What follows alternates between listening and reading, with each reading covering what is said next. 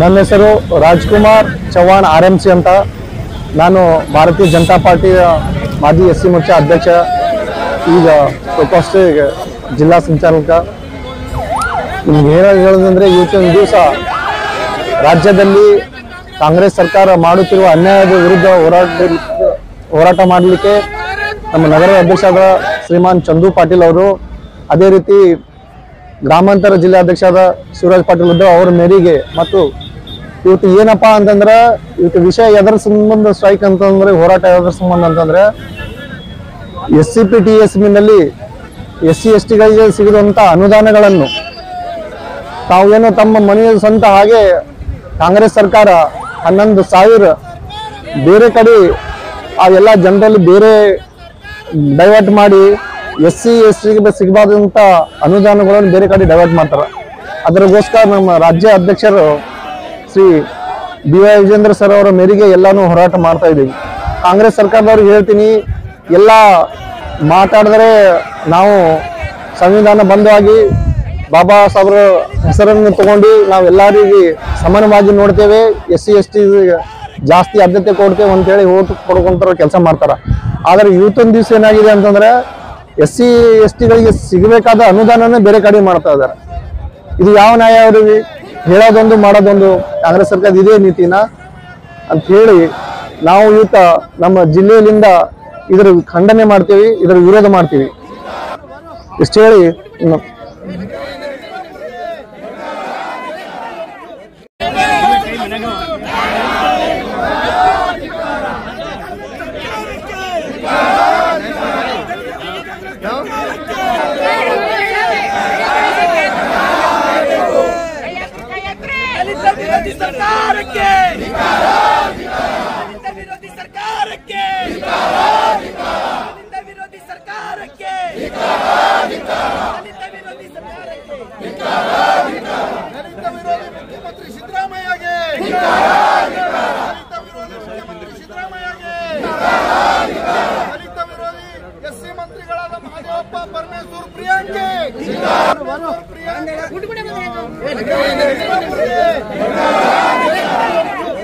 ಕಾಂಗ್ರೆಸ್ ಸರ್ಕಾರ ಈಗಾಗಲೇ ಕೂಡ 9 ತಿಂಗಳು ಹಿಡಿದು ಹಿಂದೂ ವಿರೋಧಿ ಸರ್ಕಾರ ಅಂತ ಕೂಡ ಈಗಾಗಲೇ ಕೂಡ ಪ್ರೂವ್ ಮಾಡಿದ್ದಾರೆ.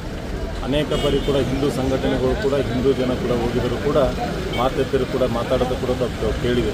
ಈಗಲೇ ಅನೇಕ ಕೂಡ ಇವತ್ತು ಹಿಂದೂ ದೇವಾಲಯಗಳಾದಂಥ ಕೂಡ ಈಗಲೇ ಕೂಡ 5% 10% ಅಂತ ಕೂಡ ಮನೆ ಕೂಡ ಅಧಿವೇಶನದಲ್ಲಿ ಕೂಡ ಬಿಲ್ ಕೂಡ ಪಾಸ್ ಮಾಡಿದ್ದಾರೆ. ಈಗ ಕೂಡ ನಾವು ಖಂಡಿಸ್ತೀವಿ. ಯಾಕಂತಂದರೆ ಎಲ್ಲ ಕೂಡ ಕಾನೂನು ಎಲ್ಲರಿಗೂ ಕೂಡ ಒಂದೇ ಇರ್ಬೋದು. ಈಗಲೇ ಕೆಲವು ಕಡೆ ಬೇರೆ ಬೇರೆ ಕಾನೂನು, ಕೆಲವು ಕಡೆ ಹಿಂದೂ ದೇವರಿಗೆ ಒಂದು ಕಾನೂನು, ಬೇರೆ ದರ್ಗಾಗಳಿಗೆ ಒಂದು ಕಾನೂನು ಅಂತಕ್ಕಂಥ ಕೂಡ ಈಗಲೇ ಸರ್ಕಾರ ಪ್ರೂವ್ ಮಾಡಿದೆ. ಇದು ಕೂಡ ಆದಷ್ಟು ಬೇಗನೆ ಕೂಡ ಏನು ಹಿಂದೂ ದೇವಾಲಯಗಳು ಏನು ಈಗ 5% 10% ಟ್ಯಾಕ್ಸ್ ಹಾಕಿದಾರೆ, ಆದಷ್ಟು ಅದು ಕೈ ಬಿಡಬೇಕಂತಕ್ಕಂಥ ಕೂಡ ತಮ್ಮ ಬಜೆಟಲ್ಲಿ 1,90,000 ಮೊನ್ನೆ ಬಜೆಟ್ನಲ್ಲಿ ಸಿದ್ದರಾಮಯ್ಯ ಅವರು ಈಗಾಗಲೇ ಬಜೆಟ್ ಮಂಡನೆ ಮಾಡಿದಂಥ 1,05,000 ಕೋಟಿ 8 ತಿಂಗಳಲ್ಲಿ ಈಗಾಗಲೇ ಸಾಲ ಮಾಡಿದೆ. ಇದು ವಿಚಾರ ಮಾಡಬೇಕು ಜನ, ರಾಜ್ಯ ಜನ ಕೂಡ ಈಗಾಗಲೇ ವಿಚಾರ ಮಾಡಬೇಕು.